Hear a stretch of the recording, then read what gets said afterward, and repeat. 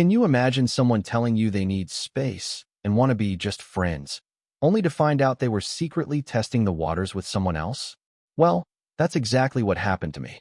But what she didn't realize was that her demand for space was about to cost her everything. And let me tell you, when her face went white, realizing she'd walked right into her own trap, it was a moment I'll never forget. It's strange, sitting here in my apartment. Quiet. Not bad, just quiet. It's been 4 years since it's been this quiet. 2 nights ago, Era, my girlfriend of 4 years, sat me down on the sofa we picked out together. I saw that look on her face, serious, distant. My stomach plummeted. I think we need to talk, she started. Cliché, right? Oh, I've seen this movie before. She launched into this 10-minute monologue about personal growth, feeling stifled, and needing to find herself again. It was a perfectly rehearsed speech, full of therapy speak and vague platitudes. The bottom line came with a soft, almost pitying smile. I think we should just be friends. I need some space. Man, it felt like a physical blow. A punch right to the gut. The sting was real, don't get me wrong. But as I looked at her, at that rehearsed sincerity, something inside me just clicked. This wasn't a negotiation. This wasn't a discussion. It was a declaration. And you know what? I wasn't going to beg. I wasn't going to cry. I wasn't going to raise my voice. I just nodded slowly and said, okay, if that's what you want. She actually looked taken aback. Oh, well, good. I'm glad you're being so mature about this, she said. Mature? I was simply accepting the new reality she'd just handed me. She said she'd stay at her friend Chloe's for a few days to give us breathing room. Packed an overnight bag, gave me a quick, awkward hug, and then she was gone. The moment the door clicked shut, I let out a breath I didn't even realize I was holding. The hurt was there, a dull ache in my chest. But underneath it, a strange, powerful sense of clarity started to settle in. Friends, she wanted to be friends. Okay, so I decided I would treat the situation with the exact logistical reality she had proposed. We were friends now, not partners. Our lives, therefore, needed to be decoupled. I'm a methodical person, you know? I like lists. So, I opened my laptop and made one. First up, shared subscriptions. I went through my credit card statements. Netflix, Spotify Family Plan, the meal kit delivery service we both loved. All of them were on my master accounts. I changed the passwords. I removed her account from Spotify. The meal kit? Canceled. It was due to renew tomorrow anyway. About $110 a month saved, just like that. Then, the car. Oh, the car. This was the big one. About 2 years ago, Era's old car died. I'd just gotten a promotion, so I bought a new, reliable sedan. It's entirely in my name, title, loan, insurance, everything. She was the primary driver since I work from home and barely use it. In practice, it was her car, but on paper, it was unequivocally mine. A friend, I decided, does not drive a car that I am legally and financially responsible for. The insurance liability alone was a nightmare waiting to happen. So, I sent her a text. Not angry, just factual. Hey, since we're taking space and figuring things out as friends, I'm going to need the car back. The insurance is a bit complicated if a non-resident is the main driver. Let me know when is a good time for me to get the keys. I can come to you. The apartment? My apartment. My name is the only one on the lease. She moved in 2 years ago. No legal entanglement there, which was a huge relief. I didn't change the locks yet. I figured I'd give her a chance to get her things like a normal person. I did all of this calmly, over the course of about an hour. It wasn't about revenge. It was about boundaries. It was about accepting the new reality she had created for us. If we are just friends, then this is what just friends looks like. The text about the car was sent about 48 hours ago. She read it. No reply. The meal kit service sent her an email saying the account was canceled. She would have discovered the Netflix and Spotify passwords didn't work the first time she tried. It's been radio silence until now. Knock, knock, knock. Not a normal knock. It was fast, sharp, insistent. My heart instantly recognized it. It was her. And based on the sound, she definitely wasn't here to be my friend. A huge thank you to everyone who commented and messaged me after my last update. It's wild how many people have been through something similar. It helps to know I'm not crazy for reacting the way I did. So, the knocking. I took a deep breath, walked to the door, and peered through the peephole. Yep, Era. She looked frazzled. Her hair was messy, and her face was pinched with irritation. I opened the door. "What the hell is your problem?" She immediately spat. No greeting, no preamble. I leaned against the door frame, keeping my voice level. "I'm not sure what you mean, Era. My Spotify logged me out mid-song. Netflix won't work, and you're demanding the car back. What are you doing?" "I'm doing what you asked," I replied, still calm. "You said you wanted space, that you wanted to be friends. Friends don't share streaming accounts or pay for each other's cars. I'm just tidying things up." She stared at me, her mouth slightly agape, as if I'd just started speaking a different language. "Tidying things up. I said I needed space. Not that you should blow up our entire life. I needed that car for work tomorrow. I understand it's inconvenient," I said, and I genuinely did. "But the car is my property and my liability. I can't have someone who doesn't live here be its primary driver. It's an insurance thing. You can get your stuff from the apartment whenever you'd like. Just give me a heads up so I can be here."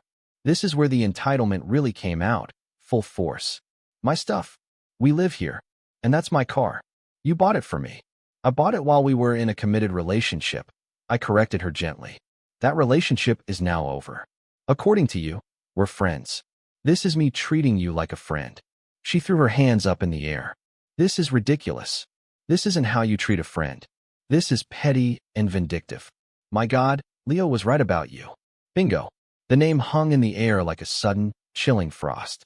Leo, her work friend. The one she'd been having after-work drinks with a little too often for the past 2 months.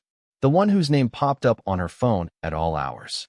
My gut had been screaming about Leo for weeks, but I'd pushed it down. I trusted her. I must have let a flicker of something show on my face, because she immediately tried to backtrack. "That's not what I meant. Who's Leo, Era?" I asked, my voice still quiet, but with a new edge. "He's just a friend from work. He's been so supportive through all of this." "All of what?" I pressed. "Your decision to end our 4-year relationship?"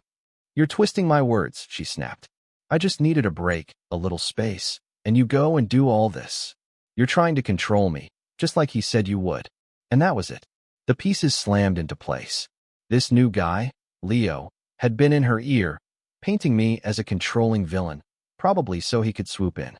And Era, wanting the thrill of a new romance without giving up the comfort and stability I provided, had concocted this "let's be friends" plan. She thought she could put me on a shelf, keep using my car, my apartment, my money, while she test drove a new relationship. The sheer audacity of it was breathtaking. I held out my hand. "The car keys." She looked from my outstretched hand to my face, her eyes filled with disbelief and rage. She actually scoffed. "No, I need it. I'll ask you one more time nicely. Please give me the keys to my car." She crossed her arms. "And what are you going to do if I don't? Call the cops? That would be a great look for you." I didn't even blink. "Okay." I pulled out my phone. I didn't dial 911. I opened my car's official app. I located the car. It was parked right down the street. And with 3 taps, I remotely locked the doors and activated the alarm. The car's horn started blaring. A piercing, relentless sound in the quiet evening. Her eyes went wide. People on the street turned to look. "What did you do?" she shrieked. "The car is now locked, and the alarm is on. It will continue until I turn it off. The next thing I can do is report it stolen. It's in my name, remember? They'll find you with it. And that will be a very awkward conversation for you to have. So for the last time, the keys." She stared at me, her chest heaving. The car alarm was still wailing down the street. Defeated and utterly humiliated, she dug into her purse, her movements jerky and angry. She slammed the keys into my palm. I tapped my phone, and the alarm stopped. The sudden silence was deafening. "Now," I said, my voice cold, "you need to get your things. You have 48 hours to schedule a time with me. After that, I'm changing the locks." She just stared at me, pure hatred burning in her eyes. Without another word, she turned and stormed off down the sidewalk. I watched her go, then closed the door.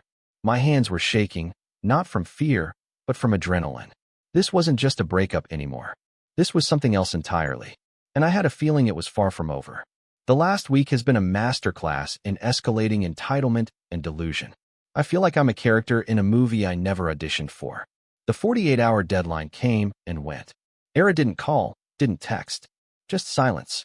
So, as promised, I called a locksmith and had the locks on my apartment changed. It cost me $250, but the peace of mind? Priceless. I also installed a small, discreet security camera in my living room, pointing at the front door. A little voice told me it would be a good investment. That little voice was right. The day after I changed the locks, the first dirty trick happened. I got a call from my credit card company's fraud department. Apparently, someone had tried to report my card as stolen. They went through the automated system, but because some security questions were answered incorrectly, it was flagged for review. I confirmed the card was in my possession, and they added extra security notes to my account. Pure malice. Trick number 2 was far more serious and happened 2 days later. I got a calendar invite for a mandatory meeting from HR. The subject was just follow-up conversation.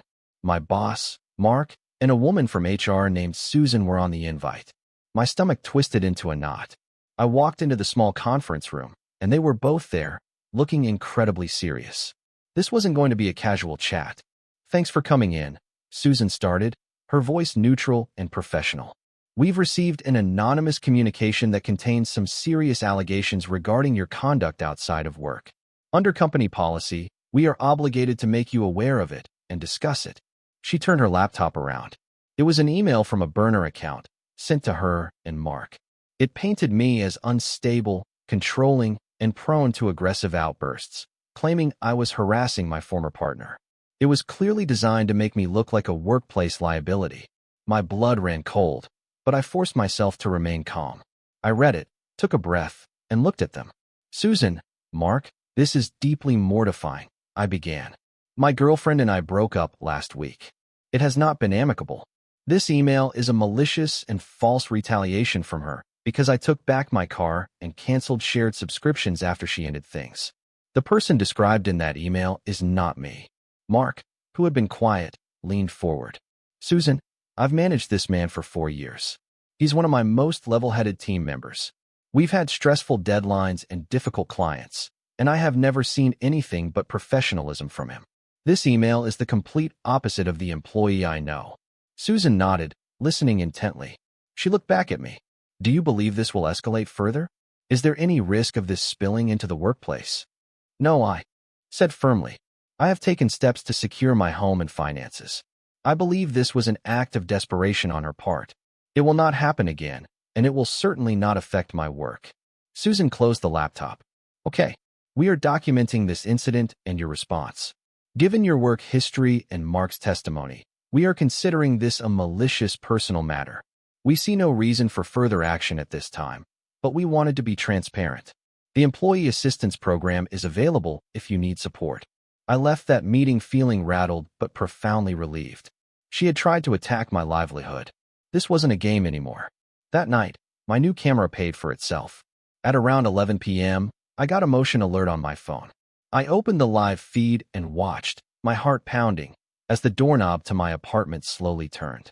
Someone was trying to use a key. It jiggled, then stopped. Then, a few seconds later, it tried again. It was Era. When the key didn't work, she just stood there for a full minute, staring at the door, before finally leaving. I saved the footage. This was the final straw. She had tried to mess with my job. She tried to enter my home. This was no longer about being the bigger person. This was about self-preservation. I needed something decisive, something that would sever the last tie and expose the truth in a way she couldn't twist. And then I remembered her parents. Era's parents, David and Karen, are good people. Old school, practical, no-nonsense types. They always liked me. When I bought the car, they had generously given us, as a couple, $5,000 towards the down payment. It was a gift given under the pretense of supporting our future together. I hesitated. This felt like crossing a line, but she had crossed so many more. I composed a text to her father, David. Hi David. Hope you and Karen are well.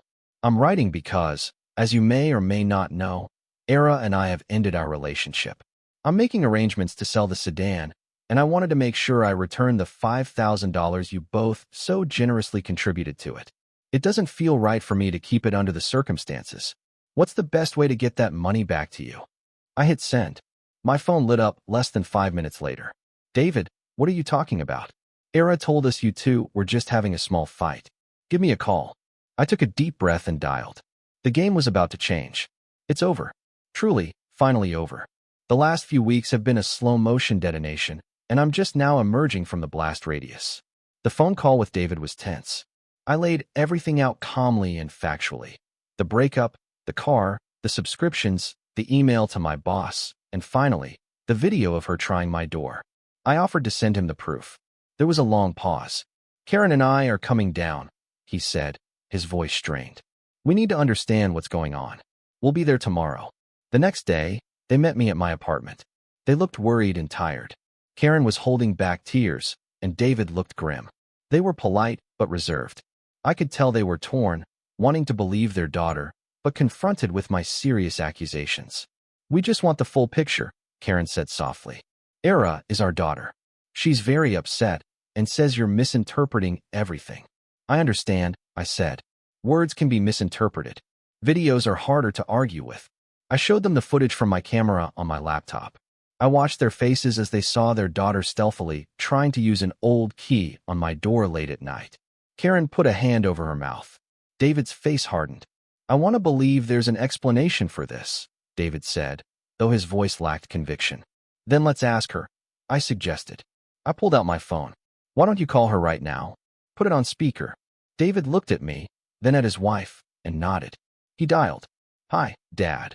Her voice came through the speaker, sounding cheerful. Too cheerful. Era, David said, his voice flat. Your mother and I are at my name's apartment. The silence on her end was immediate. What? What? He's shown us a video of you from last night trying to get into his apartment with an old key. I need you to explain that to me right now. What? That's crazy. I was just checking on him. I was worried, she stammered, the panic evident in her voice. You were worried at 11 p.m. and used a key you shouldn't have, without calling or knocking? David pressed, his voice like steel. He's twisting things. He's trying to make me look bad. He stole my car, she shrieked, her voice rising to a hysterical pitch. He's offering to pay us back the $5,000 we gave you for it, David said coldly. Which is something you failed to mention. Just like you failed to mention you were dumped, not just in a small fight. What is going on, Era? Her story completely fell apart, live on speakerphone. She started crying, accusing, deflecting. It was a complete train wreck. David finally cut her off. We will talk about this later. Do not move. He hung up the phone and looked at me, his face etched with a mixture of fury and deep embarrassment. I apologize, he said. They summoned Era to the apartment. When she arrived 20 minutes later and saw them, her face went white. The final confrontation wasn't a shouting match. It was an autopsy. Her parents, armed with the facts and her own self-incriminating phone call, calmly took her apart. Her lies about staying with Chloe, about Leo being just a friend, about me being the villain, it all came out. The consequences were